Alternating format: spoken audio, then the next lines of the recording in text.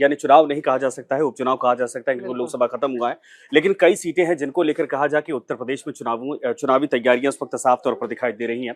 अमृता, जरा ये बताइए कौन कौन सी सीटें हैं, कितनी सीटें हैं, चूंकि आपको जाना है, थोड़ा वक्त है, लेकिन मैं चाहूंगा कि आपसे ये बातें समझ लूं। बिल्कुल, जाहिर तौर पर अगर सीटों की बात की जाए तो 10 सीटें हैं विधानसभा की जिन पर उपचुनाव होना है, क्योंकि ज्यादातर सीटों से जो है वो सांसद चुन लिए गए हैं। हाँ। तो अब जब वो सीटें खाली हैं तो विधायकों को चुना जाना है, तो विधानसभा चुनाव होने हैं। और सबसे अहम बात यहाँ समझनी ये होगी कि इतनी करारी हार के बाद जो सीटें बीजेपी के हाथ से गई हैं लोकसभा चुनाव में, अब वहां पर ये सीएम योगी आदित्यनाथ की अपनी भी नाक और साख का मामला हो जाएगा कि इन विधानसभा चुनावों में इन सीटों पर जो है वो बेहतर परफॉर्म करना है। पर ये बीजेपी के लिए संजय आसान नहीं होने वाला, क्योंकि जिन 10 सीटों का मैं जिक्र अभी करने वाली हूँ वो सीटें हैं जहां से जो अभी भी बढ़त थी और जो कैंडिडेट्स थे पहले, जो विधायक थे, वो सपा के ही ज्यादा रहे। सपा का गढ़ है। हाँ, अमूमन करहल की बात कर लें, मिल्कीपुर की बात कर लें, कटेहरी की बात कर लें, कुंदर की, गाजियाबाद, खैर मीरापुर, फूलपुर, मझवा और सीसामऊ, तो ये तमाम सीटें हैं जहां पर उपचुनाव होना है। ये 10 सीटें, और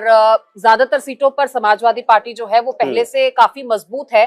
और अगर करहल की बात करें तो यहाँ से तो पूर्व विधायक अखिलेश यादव ही रहे हैं, पूर्व मुख्यमंत्री, दिग्गज चेहरा है। करहल समाजवादी पार्टी का गढ़ है, और अगर अखिलेश लड़ते तो वहीं से लड़ते हैं, वरना घर परिवार का या फिर कोई आसपास का वहां का कार्यकर्ता भी लड़ता है। तो यहाँ से मुझे लगता है कि समाजवादी पार्टी को चुनौती देना या फिर उसको हराना बहुत मुश्किल है।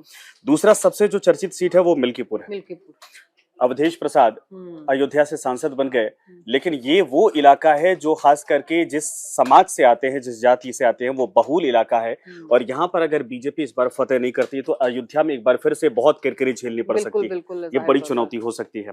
इसके अलावा अगर आप करेंगी बात गाजियाबाद, सीसामऊ और फूलपुर की, फूलपुर एक ऐसा इलाका है जो बीजेपी का गढ़ कहा जाता है, खास करके वो क्षेत्र है जहां से डिप्टी सीएम केशव प्रसाद मौर्य आते हैं। ये बीजेपी के लिए थोड़ा आसान हो सकता है। ना सिर्फ फूलपुर बल्कि खैर और गाजियाबाद, ये दोनों सीटें भी बीजेपी की मानी जाती हैं। अब ऐसे में ये देखना होगा कि बीजेपी इन सीटों पर बेहतर परफॉर्म करते हुए उन सीटों पर कैसा परफॉर्म करती है जो समाजवादी पार्टी का गढ़ मानी जाती है। और वहीं अगर बात करें रलौद की सीटों की, तो मझवा सीट निषाद पार्टी और मीरापुर जो सीट है वो रलौद ने जीती थी। तो ऐसे में अब यहाँ पर कितना बेटर परफॉर्मेंस होगा, ये संजय आप दर्शकों को बताइए। देखिए, आरएलडी को लेकर जो है, आरएलडी का अपना गढ़ है, चूंकि किसानों के आंदोलन के बाद ठीक है जयंत चौधरी वहां पर चले गए, भारतीय जनता पार्टी के साथ अलायंस में है, लेकिन जिस वक्त ये पूरी वेव चली थी, किसानों का आंदोलन हुआ था, उससे आरएलडी को फायदा हुआ था।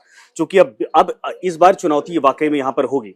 अगर यहाँ से बीएसपी वाकई में फाइट में आती है या फिर अखिलेश यादव भी मेहनत करते हैं, और आरएलडी का बीजेपी के साथ जाना ये तय करेगा कि क्या वाकई में राकेश टिकैत की जो भूमिका किसान आंदोलन में थी उसके पक्ष में लोग हैं या फिर आरएलडी की नीतियों को लेकर बीजेपी के साथ जाने के पक्ष में हैं। ये सीट इस बार आरएलडी के भविष्य को तय करने वाली है। अन्य सीटों पर क्या कुछ समीकरण होंगे ये संजय आपको बताएंगे, क्योंकि अब आपसे लाइव मुलाकात का वक्त हो गया है, तो न्यूज बुलेटिन के माध्यम से बिल्कुल अमृता, बहुत बहुत धन्यवाद, शुक्रिया इन तमाम जो बातें आपने रखी है। लेकिन मैं कोशिश करूंगा कि इन बातों को एक एक करके सीटों के हिसाब से समझाऊं।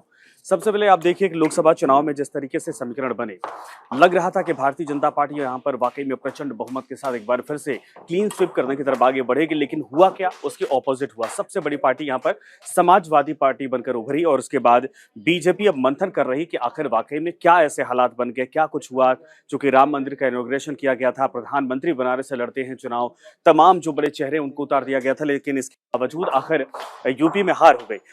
तो यूपी उपचुनाव को लेकर 10 सीटों को लेकर जो मंथन किया जा रहा, चर्चा हो रही है, उस पर मेरे साथ जो बातचीत करने के लिए अपूर्व मेरे साथ जुड़ रहे हैं। अपूर्व, स्वागत है आपका। Thank you. और मैं चाहूंगा कि इसको लेकर 10 सीटों को बताइए कि आखिर इसको डैमेज कंट्रोल कैसे किया जाएगा, क्योंकि बीजेपी के लिए लोकसभा चुनाव में सेकंड पार्टी बनना यही एक मौका है जहां से बीजेपी एक बार फिर से रिवर्स कर सकती है। बिल्कुल बिल्कुल, आपने बिल्कुल सही कहा। लोकसभा चुनाव का डैमेज कंट्रोल है। इसी के साथ साथ इसे विधानसभा चुनाव शुरू होने से पहले एक रेस की तरह माना जा रहा है कि भाई उससे पहले एक मॉरल जो बूस्ट अप है वो किया जाए। हालांकि विधानसभा चुनाव होने में, यूपी के विधानसभा चुनाव में अभी टाइम है, कम से कम 2-2.5 साल हमारे पास है, लेकिन दोनों पार्टियां, सपा और बीजेपी, ये मान के चल रही है कि जो इन 10 सीटों पर लीड लेगा वो एक साइकोलॉजिकल कह सकते हो कि आगे बढ़त बनाएगा, साइकोलॉजिकल बढ़त बना लेगा, उससे माहौल बनेगा। बिल्कुल विधानसभा चुनाव में अगर पिछले रिकॉर्ड को देखें तो ये जो 10 सीटें हैं इसमें से 5 सपा के पास थी, 3 बीजेपी के पास थी, 1 आरएलडी और 1 निषाद पार्टी के पास थी।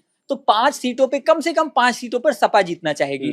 लेकिन बीजेपी की पूरी कोशिश है कि जो लोकसभा चुनाव में सीटें उनकी कम हुई हैं और जो विधानसभा चुनाव आने वाले हैं उसके हिसाब से कुछ ना कुछ यहाँ पे ऐसा प्रदर्शन किया जाए। और समाजवादी पार्टी कहती है कि अभी अगर प्रदेश के भीतर विधानसभा चुनाव हो तो जैसे लोकसभा चुनाव में मैंडेट सपा के पक्ष में था, वो माहौल एक बार फिर से दिखाई देगा। और बीजेपी कतई नहीं चाहेगी कि उस तरीके से, या फिर हाफ हाफ की स्थिति भी बिल्कुल है ना। हाँ, तो बीजेपी की अगर तैयारी की बात करें तो उन्होंने कोर कमेटी की मीटिंग की है, जिसमें 15 लोगों की एक टीम बनाई गई है, मंत्रियों की टीम बनाई गई है, और उन 15 मंत्रियों को सिर्फ 10 सीटों के लिए लगाया गया। आप सोचिए किस तरह की तैयारी है बीजेपी की। 15 मंत्रियों को 10 सीटों के लिए लगाया गया है कि ये सीटें किसी भी तरह कम से कम 8 या 9 सीटें जीतनी है आपकी। मतलब सोशल मीडिया पे तो एक कहा भी जा रहा है, मुख्यमंत्री खुद भी जाएंगे। हाँ, मुख्यमंत्री खुद भी जाएंगे, और बीएल संतोष जो हैं, जो उनके राष्ट्रीय संगठन मंत्री हैं, वो खुद जायजा लेने के लिए पहुंच चुके हैं कि 10 की 10 सीटों पे वो ये जायजा लेंगे कि कहाँ क्या स्थिति है। और एक एक मंत्री को एक एक सीट सौंपी गई है कि आप इस सीट पे पूरा समीकरण देखिए क्या स्थिति है और किस तरह से जीत को प्रभावी बनाया जा सकता है, जीत का माहौल क्रिएट किया जा सकता है। तो ये जो तैयारी है पूरी दिखाई दे रही है कि किसी भी तरह जो बीजेपी है वो बिल्कुल भी लूज नहीं करना चाहती, और टारगेट रखा गया है कि कम से कम 8 सीटें जीतनी ही जीतनी है। तो सपा, दूसरी तरफ जो सपा है वो पूरी कोशिश में है कि किसी भी तरह 5 तो अपनी बैक करनी है, कि मतलब 5 से कम तो किसी भी हाल में नहीं होनी चाहिए। और इसमें जो सबसे ज्यादा फोकस मुझे लगता है कि मिल्कीपुर सीट पे रहेगा। जो अयोध्या की मिल्कीपुर सीट है, वो चूंकि पूरे देश में चर्चा रही थी अयोध्या की हार की, तो उस हार को बीजेपी किसी भी तरह मिल्कीपुर सीट जीत के अपना मिल्कीपुर के समीकरण क्या है, क्योंकि वहां पे मिल्कीपुर के समीकरण देखिए, हाँ नहीं बिल्कुल, अगर एक तरह से अवधेश प्रसाद का वहां पर भी एक तरह से दबदबा है, हाँ बिल्कुल गढ़ कहा सकते हैं, गढ़ कहा जा सकता है। वहां पर बीजेपी के लिए चुनौतियां हैं कि नहीं? देखिए बिल्कुल चुनौतियां हैं, क्योंकि अवधेश प्रसाद का गढ़ रहा है मिल्कीपुर सीट जो है, वो ज्यादातर माना जाता है कि सपा ही वहां पे प्रभावी है। लेकिन अगर आप लोकसभा चुनाव के हिसाब से देखें तो अयोध्या में जीत बेशक हो गई सपा की, लेकिन मिल्कीपुर सीट में जो वोट्स हैं, वोट शेयरिंग सपा का कम हुआ है। अच्छा। तो ये जो समीकरण है ये बीजेपी के फेवर में कहीं ना कहीं चला जाता है। तो बीजेपी की कोशिश है कि इस जो पॉइंट है कि भाई सीट उनकी कम हुई है, तो वोट शेयर कम हुआ है, उसको भुनाया जाए, उसको किसी भी तरह अपने फेवर में किया जाए इस पॉइंट को, और किसी भी तरह यहाँ पे जीत दर्ज की जाए। मैनपुरी खास करके समाजवादी पार्टी का गढ़ है, लेकिन करहल का अगर जिक्र करें, अखिलेश यादव वहां से विधायक थे, अब सांसद बन चुके हैं। करहल में क्या बीजेपी के लिए कोई होप है, कोई संभावना है, उम्मीद लगती है? देखिए कोशिश तो वो पूरी कर रहे हैं, कि जब वो 10 सीट का टारगेट लेके चलते हैं कि 10 में से कम 8 जीतनी है, तो डेफिनेटली करहल पे भी उनका फोकस होगा। और करहल वो इसलिए भी जीतना चाहेंगे क्योंकि करहल बेशक कहने को एक सीट है, लेकिन करहल से विधायक जो थे वो अखिलेश यादव थे खुद। तो अखिलेश यादव की सीट जीतना जितना मुश्किल होगा, उतना ही ज्यादा साइकोलॉजिकल बूस्टअप देने वाला भी होगा। मतलब अगर ये एक सीट उन्होंने जीत ली, तो ये विधानसभा चुनाव के लिहाज से उनके मतलब जो ये कह सकते हैं लोकसभा चुनाव में डैमेज कंट्रोल हुआ है, उसको एक तरह से रिवर्स करने वाली बात हो जाएगी। देखिए बड़े दिग्गज नेता के अगर घर में जाकर उन्हीं के किसी नेता को हराना उस नेता की हार मानी जाती है। तो ये आने वाले वक्त में विधानसभा चुनाव के लिहाज से कहा जाए कि पूरे प्रदेश में एक मैसेज, सियासी मैसेज होगा कि देखिए अखिलेश यादव को भी उनके गढ़ में हराया जा सकता है, यानी वहां की जनता उनके साथ नहीं है तो प्रदेश में उनके पक्ष में माहौल नहीं। हाँ, और वो एक तरह से ये भी मैसेज देने की कोशिश करेंगे कि सपा को जो सीटें मिल गई हैं वो एक तरह का फ्लुक है। हाँ। वो एक तरह का तुक्का है, ऐसा नहीं है कि उनकी तरफ जो जनसंवेदना है उनकी तरफ झुक गई है। ये एक मैसेज देने की बीजेपी लगातार कोशिश करेगी। और आप देख सकते हैं कि जैसे ही लोकसभा चुनाव खत्म हुए हैं, तुरंत योगी आदित्यनाथ जो है एक्टिव हो गए हैं प्रशासन को लेके, शासन को लेके। लगातार उन्होंने मीटिंग्स की, लगातार प्रशासनिक सुधार के जो है फैसले किए हैं। ये फैसले ये दिखाते हैं कि वो अगले 2 साल और भी ज्यादा कठोर फैसले वाले हो सकते हैं। पुलिस को उन्होंने और ज्यादा सक्रिय किया, लगातार एनकाउंटर हुए कई हमें देखने को मिले। तो वो पूरी कोशिश में है कि यूपी को किसी भी तरह लूज नहीं किया जाए, और उसी क्रम में ये 10 सीटों का चुनाव भी होगा। हालांकि इसमें बड़ी मजेदार बात यह है कि 9 सीटें ऐसी हैं जो लोकसभा चुनाव में विधायकों के सांसद बनने के चलते खाली हुई हैं। एक सीट ऐसी है जो सपा के एक जो विधायक थे उन्हें सजा हो गई, 7 साल की सजा हो गई है, तो वो सीट खाली हो गई है। और सपा की तैयारी को देखें, बीजेपी की तैयारी की हमने बात की कि किस तरह उन्होंने मीटिंग की, 15 मंत्रियों की कमेटी बना दी। सपा की तैयारी की अगर बात करें तो अभी से नाम आने शुरू हो गए हैं, जैसे कि इरफान सोलंकी जो कि जिन्हें 7 साल की सजा हुई है, उनकी जगह नसीम सोलंकी का नाम सामने आ रहा है। तो मुझे लगता है कि जल्दी से जल्दी सपा नाम फाइनल करेगी ताकि जो भी कैंडिडेट है वो अपने क्षेत्र में मौका मिल सके। बिल्कुल सही आपने कहा।